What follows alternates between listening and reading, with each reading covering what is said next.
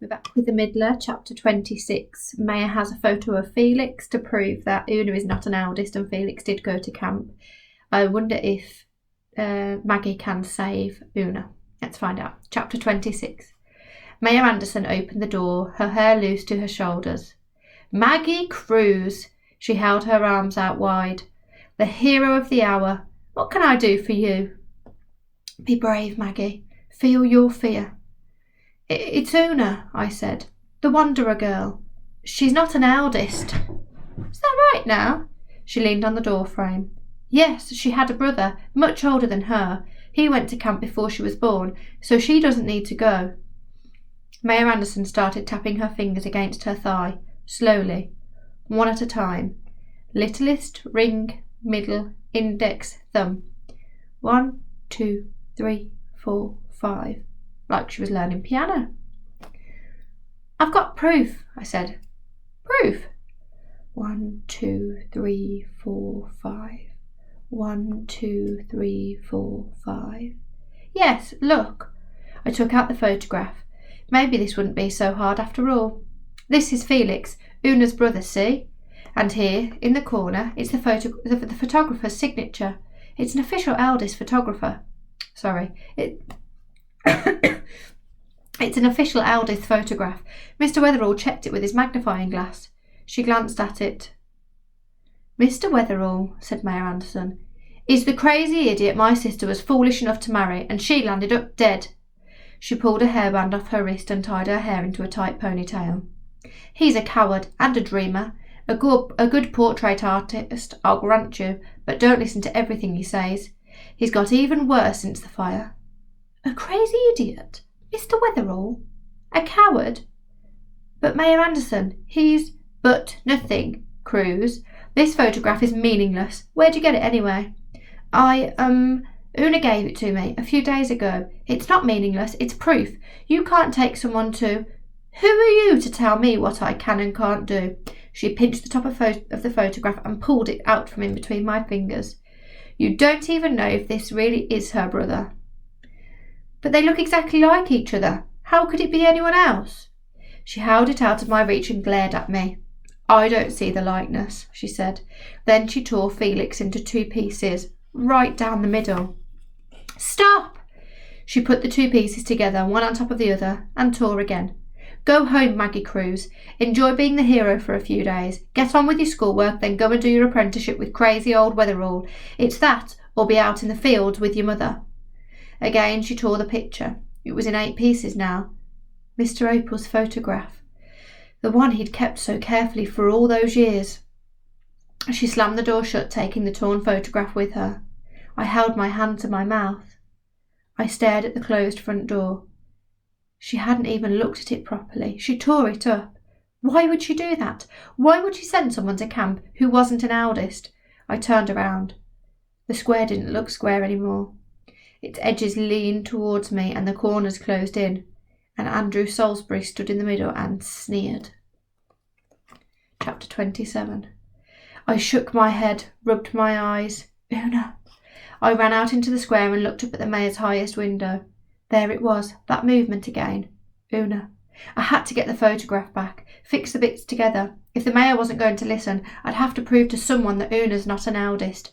I needed the photograph. I scooted round the side of the mayor's house, keeping low. I crawled round the back, knelt on the damp ground, peered over a window ledge. The room was empty, just a desk and some shelves. The window was ajar. I slid my fingers through, stretched for the inside handle. It was just out of reach. I wiggled my hand. It wouldn't go in. I shoved it harder, scraped off some skin. My fingertips touched the handle. I pushed. Click.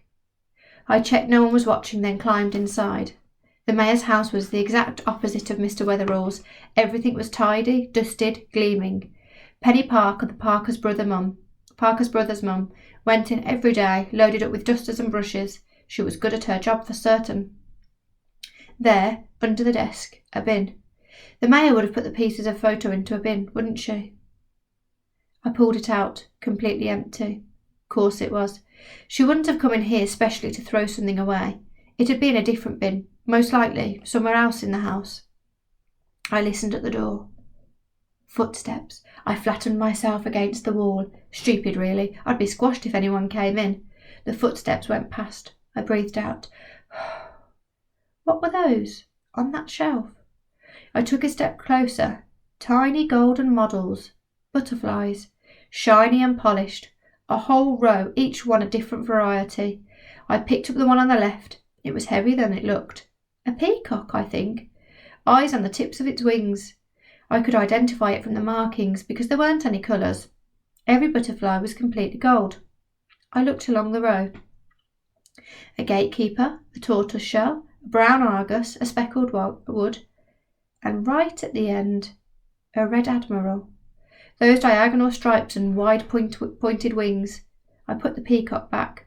My gaze wandered across the shelves. Hold on. Was that Mr. Opal's knife on the lowest shelf? It was.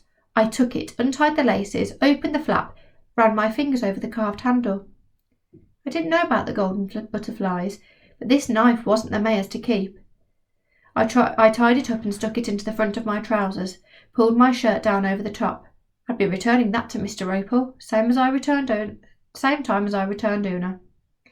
If the knife was here, maybe the photograph was too. Maybe she hadn't thrown it away. I opened the top drawer of the desk. There was a stack of papers. I took them out, sat down on the chair. It was one of those ones that twist round. Lindy's dad had one just like it. I spun around a few times, then steadied myself. Picked up the first sheet of paper. Something about units and bananas. It had Saturday's date on it, 6th of September. The second sheet was just loads and loads of writing. The third was the same. I flicked past. Between the third and fourth sheets was a photograph. Not Felix. It was a group of people sitting at a long table, 6 of them. Celebrating, like an Aldi's birthday party, only better. There was loads of food, unusual, brightly coloured, bananas and other fruits too, and something else I'd only ever seen in a book, a pineapple. I remembered it because we had pines in Fenniswick and we had apples, but we didn't have anything that looked even remotely like a pineapple. I peered at the people. Their clothes sparkled like the sequins on Lindy's summer diary. Wait, there was Mayor Anderson. It was definitely her. She was raising a glass of something pale and yellow towards the photographer. Cheers! Is this what Mayor Anderson did when she went away? When she took our eldest to camp? When she went on her trips to the city? Did she eat good food, drink wine and wear sparkling clothes? It must be expensive, that food, those clothes, even to have the photograph taken. Photographic equipment was hard to come by. Mr. Wetherall said so. So how did these people come by it? Corrupt officials who just can't give up on the eldest edit. They get too much from it, see? Mr. Opal's words echoed in my head. Good she'd never be able to lay her hands on otherwise. I took the photograph, slid it into my back pocket, then I read the next page. On the left-hand side of the sheet it read, Thursday the 28th of August, 1 unit. 1 unit? Could that be a person? An eldest?